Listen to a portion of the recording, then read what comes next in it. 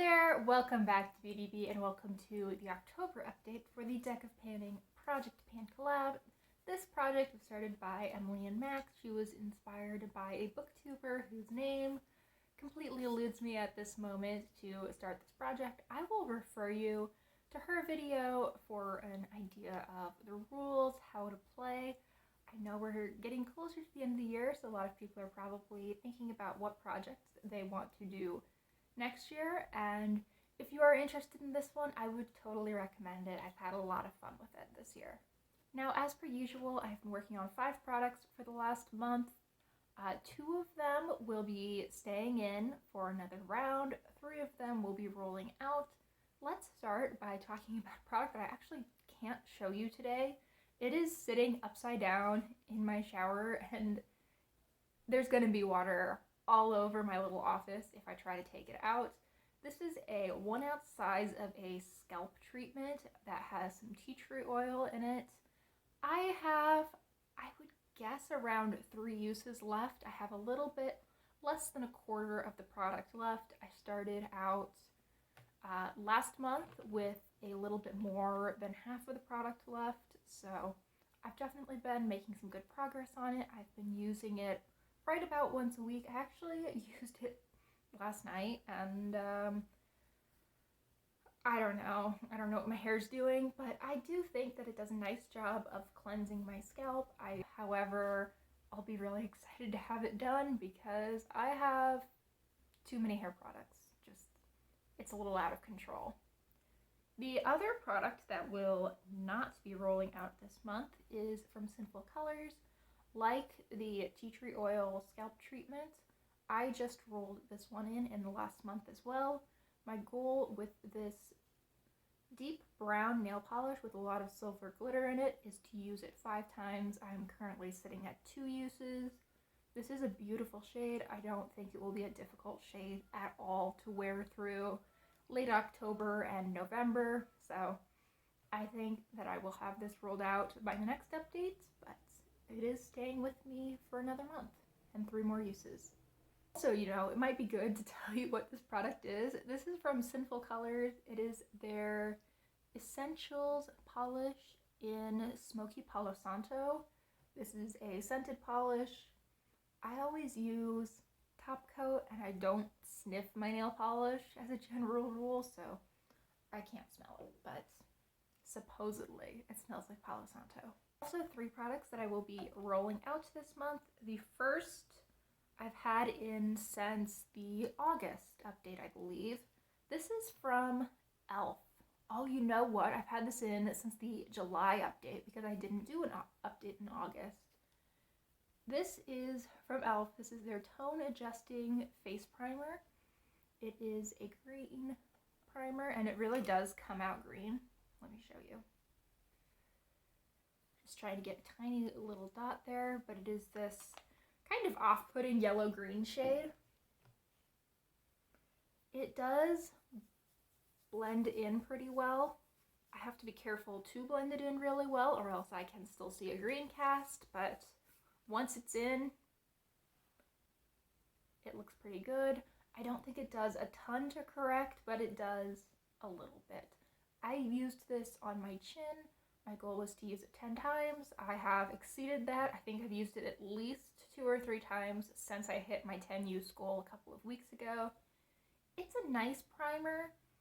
I don't love the texture that it leaves on my skin. It's very silicone slippy, though not as much as a lot of the other e.l.f. primers.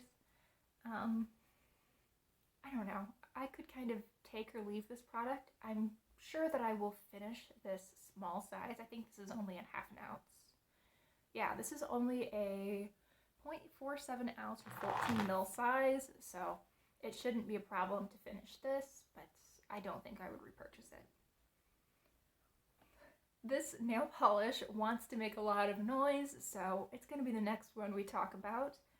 This I also rolled in just in the last month's update, and this is the Friends nail polish from Sally Hansen Miracle Gel. This one is in the shade Stick to the Routine. It is a clear base with very small sort of rose gold shimmers and then larger hex glitters in blue and orange. And my goal, like with the Sinful Colors polish, was to use this 5 times. I have achieved that, and more importantly, I found some ways that I really enjoyed wearing this. First, I was using this with colors that I felt were really similar because I thought it was likely to work. So I used it with golds or with somewhat orangey shades, and I just didn't love it like that. And I kind of thought that I wasn't going to find a way that I really enjoy wearing this. However, this time I tried mixing it with some more contrasting colors. I actually wore it with this brown once, which was a nice look. I tried it with a creme brown that is just a little bit warmer than this and loved the effect. I also wore this with a turquoise on both my fingers and my toenails, and it was so cute. It gave this sort of, I don't want to say robin's egg because it's definitely not accurate to a robin's egg, but those sort of candies that you'll get right around Easter that are intended to look like birds' eggs. It gave a very similar effect to those, and I really enjoyed that. I think that especially when spring finally rolls around, I know we haven't even gotten to winter and I'm already looking forward to spring, but that's how it is some days. I think I'm going to have a lot more fun mixing this with just a huge variety of other polishes because I've really grown an appreciation for this over those 5 uses, and I don't see it being difficult at all for me to continue using this. It's definitely gone from a polish that I wish maybe I hadn't picked up to one that I'm really happy to have. Then the last product that I was working on this past month, I didn't actually meet my goal on, but we're going to roll it out anyway. This is a sheet of nail stickers from Deco Miami. I don't know how well you're going to be able to see it, but I had right about half of the nail stickers left when I rolled this into the project, and now I have not very many at all. I've found that I really don't like these ones with the white background, which I'm thinking are intended to be tarot cards maybe. I much preferred the other ones, which were gold or black, and I'm actually wearing a lot of them on my nails right now. They are this really fun black and gold witchy look. They're sort of zodiac inspired. I really like these, and I know that I'm not going to have a hard time finishing this off. I think there's about 1 manicure worth of stickers left. I only have gold ones left. Any of the ones that are black that you see left on here are only partial stickers. They're ones that I ripped as I was trying to pull them off. I'm going to paint my nails and use these gold accents for Halloween, so I'm going to consider this done, and I'm sure that you will see it in this month's empties video. Well, I guess depending on when I film it. You will see it either in October or November's empties video because I want to use these last gold nail stickers for Halloween. Anyway, I'm going to call it done so that I can roll in another product. And speaking of rolling in another product, let's get to that part.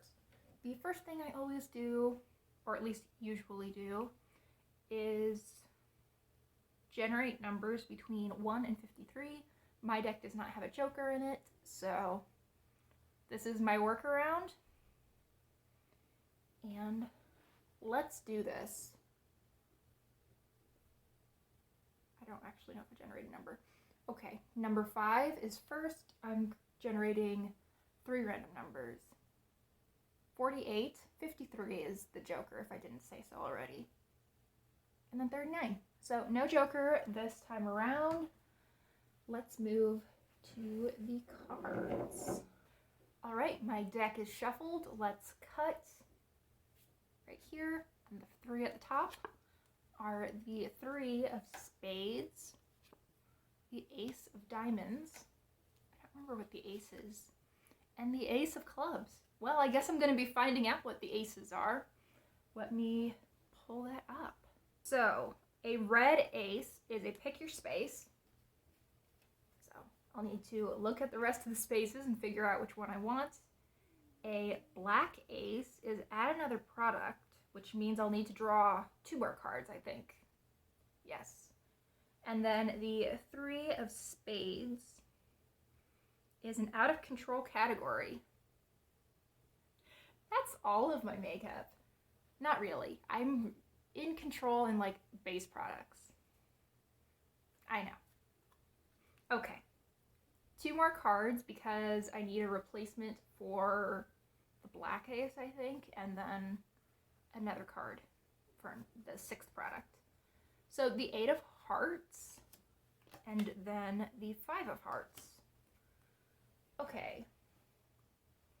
So 8 of hearts is going to be an A to Z shade, and then 5 is a controversial brand. Ooh. I don't know if I have anything really controversial. Let me go look. As a reminder, remaining in this project from last month, I have the brown nail polish from Sinful Colors, as well as the scalp treatment. So the other 4 products that I brought in are, for a controversial brand, I chose ColourPop. I don't know if ColourPop is being controversial right now. I can never keep up with exactly what they're up to, but it seems like they find themselves in controversy every once in a while, and I really don't have anything that is super controversial.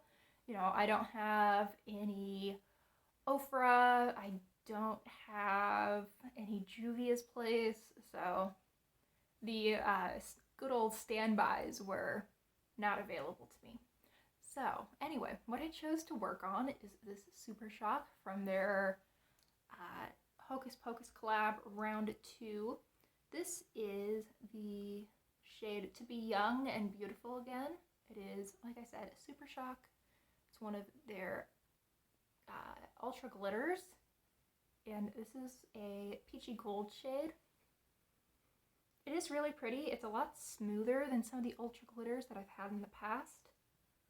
And my goal with this is going to be to hit pan. I have used it quite a few times, so I don't think I'm probably that far from hitting pan because it is Super Shock.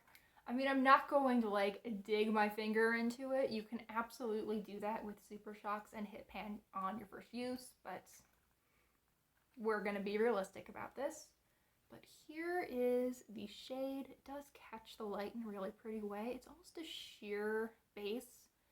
When it's not catching the light, I can see a little bit of peach, but it is really, really pretty. So hit pan on this shade. Next up, for an out of control category, I was talking a big game about my whole makeup collection being out of control, and I mean, yes, I do have more than any one person really needs in almost every category, at least of color cosmetics. However, lip products really stand out because lip products, I convince myself that I go through, because I do go through them more than I do, eyeshadow. However, do I really speed through lip products at a rate similar to how I purchase them? Certainly not. So, the first one that I chose was this yellow lip gloss. This is from Copacetic Cosmetics, and I got this in their cutie box. And this is the shade Thunderbolt. So this was from the Pokemon collection that they did one month. And I've actually already taken the stopper out. So it looks really gross, but the stopper was stopping, you would guess, me from getting a lot of the product out. I still think there's about a third of the original amount of product. But let me give a little bit of a swatch. I mean, that is a very concentrated swatch. It is a sheer gloss with a lot of gold glitter to it. And it does give a little bit of a yellow shine to the lips. It's really pretty. It has a honey scent. It's a little bit of a plumping gloss. By that, I just mean that it has a little bit of tingle, not that I see any actual plumping, but it is really pretty, and I want to finish this off. For Pick Your Space, I decided to pull in another lip product, again using the prompt, an out of control category, and I picked this Kiko lipstick. This is, I don't know what shade, it doesn't have it marked on it, but it is a mini lipstick. I've used probably a third of this. It is not as scary as it looks. It is a fuchsia color. And I want to either finish this or use it 15 times, whichever comes first. I assume that I will just have this in until the end of the year, but I would really like to use this up. I would really like to use both of these up because the lip category is out of control, and yeah, these two minis are not the biggest problem in the world, but moving them out would help my numbers and would just help me feel that I am still moving through some of my lip products. Sometimes I need that because I've been feeling a little bit overwhelmed by what I have recently. Now, finally, for the A to Z shade, I pulled an I, which is not the most common letter of the alphabet for a shade name, but I went into this Bombina palette, which is like the balm of your hand volume 3. Effectively, it's a bunch of products that exist elsewhere in the balms range that they put into this palette. And the shade, It's a Date, indeed does start with an I. This is a peachy blush. I really haven't used this more than a couple of times. It looks really pretty. I tend to gravitate a little bit more towards peaches over pinks, towards pinks over peaches, which is why I haven't used this a whole lot. But I think even with like what I'm wearing today, this could have been a really pretty blush to use. I think I'm going to set a goal of 20 uses on this product.